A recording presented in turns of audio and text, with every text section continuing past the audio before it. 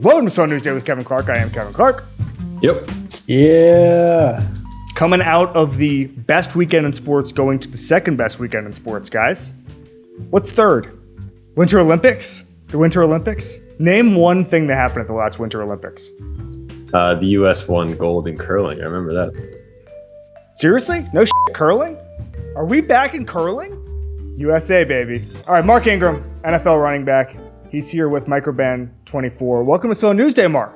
Hey, man. Appreciate you having me. How you doing? I'm doing great.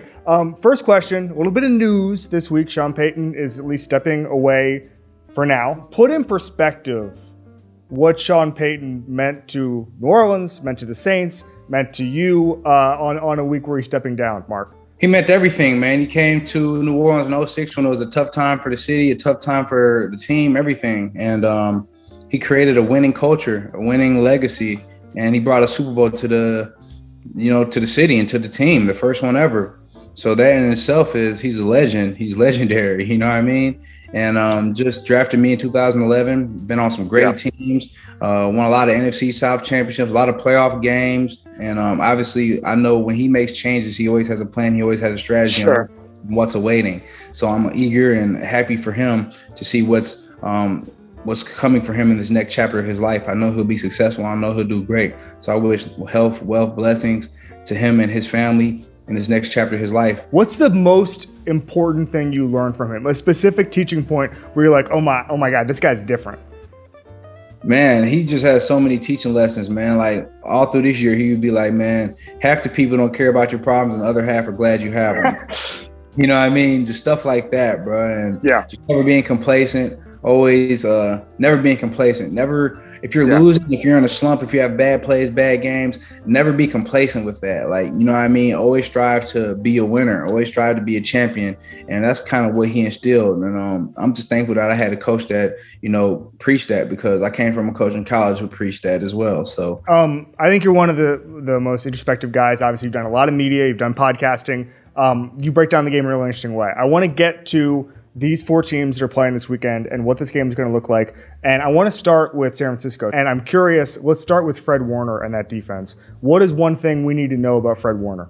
Man, he's a great linebacker in the middle of that defense. He leads them. He gets them lined up. He's sideline to sideline. He's downhill. He's physical. He can do well in coverage. He's a problem in blitzing. So just running all over the field, getting that defense lined up. It's a complex defense, but they're good at what they do. And they have good communication, getting everybody lined up. The D-line is a problem. They have good players in the secondary. So for him in the middle of all that greatness behind him and in front of him, he's a problem. He's one of the best linebackers in the game right now. What about that Rams front, and specifically Aaron Donald? And I think that I think people just kind of flippantly say he's the best player in football, and then there's not much beyond that. But he is at least top two with Mahomes, right? Sure. When you're out there with him, what stands out? Man, he can single-handedly wreck your game by himself. Right. So if you don't have a double teams and chips and the line sliding his way, single-handedly, he can ruin your game, pass game and run game. He's almost not blockable one-on-one unless you have a perennial all-pro type player. And still you want to give him just some assistance so he's not lining up one-on-one against Aaron Donald the whole game, because he's going to get his at some point. So you want to have the line sliding his way. You want to have backs chipping him. You want to have somebody coming from the backside, cutting his legs, just making him feel uncomfortable. But then now you have Von Miller on the outside. You just have problems on the defensive front. So if you do give him too much attention, you give Von Miller one-on-one opportunities, you give their other D linemen other one-on-one opportunities. And that's when those guys have a chance to show what they're capable of doing as well. Is there one guy in this weekend's games that we aren't talking about enough? Could be on any side of the ball, could be any position, doesn't matter. Is there one guy you've been watching and go, wow, we are overlooking this guy? The secret weapon over there in San Fran is Juszczyk, man. Yeah. He's the man. You know what I mean? I know he gets a lot of respect. He gets a lot of talk, but that dude coming, like, because, they got Debo, they got Kittle, you know what I mean? They got all these guys, but he's like the secret weapon over there. You know what I mean? He does a lot of dirty work, blocking, sealing off the backside for runs to, hit big. But he also does a lot of things coming out the backfield, catching passes, running the ball as well. So I think people talk about him, but He's like the secret weapon over there in San Fran. Every running back, especially every guy who plays 3 down, prides themselves on pass pro. Is there one pass rusher in the league where you're just like, man, I do not want to see this guy? Right now, I like my matchup. But back in the day, man, Patrick Willis, Navarro Bowman, those cats, them big linebackers just like 250. Like obviously you don't want to see like Dante Hightower, like in the 8, have bull rushing you 260 pounds. Like, you know, if they're like 220, 230, like I could hold my own, you know what I mean? But them guys that start getting above 250 pounds, you want the line to mic him and go to him and let me get the nickel or the safety. You know what I mean? Yeah. You've played for, obviously, Sean Payton, Nick Saban, John Harbaugh. Every single coach is taking a job right now with an opening, and they're talking about building a culture and how things are going to be different. Last guy couldn't build anything. Now we're going to build this culture, all that stuff. As someone who's been in it, as someone who's won championships, what does culture mean to you? Man, culture is everything. The culture of your team is everything. Having a good locker room, having a culture where guys trust each other. The coaches trust the players trust the coach. The front office down, you trust the whole operation.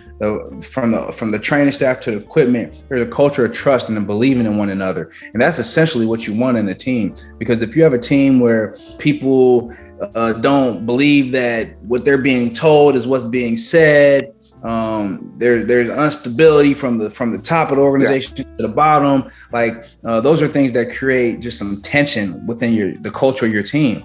But when you have a team that everyone is for each other, everyone believes in each other, and the team is first more than the individual, I think you have a culture of success, a culture of winning. And I think that's super important in building a team and keeping a winning team. We always do a horoscope here.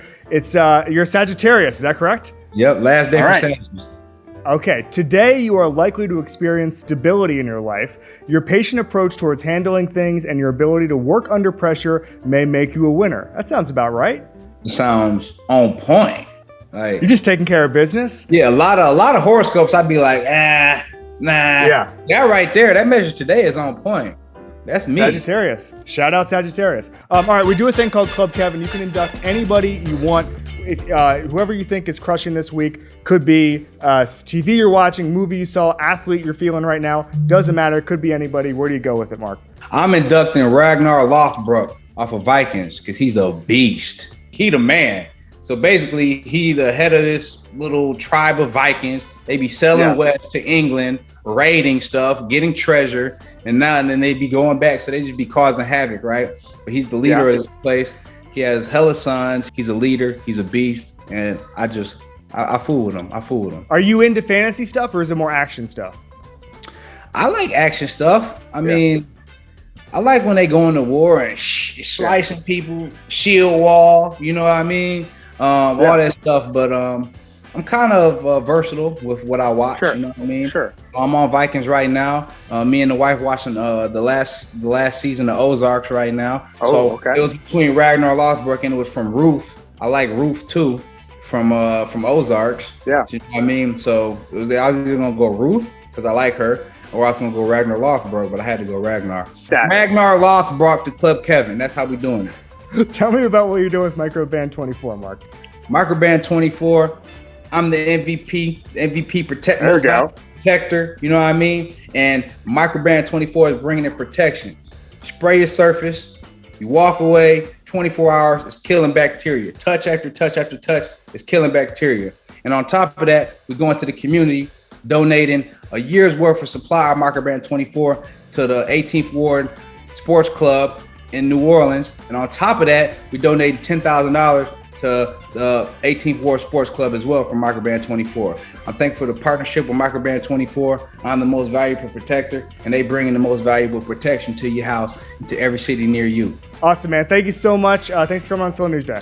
Yeah, no problem, man. Thanks for having me.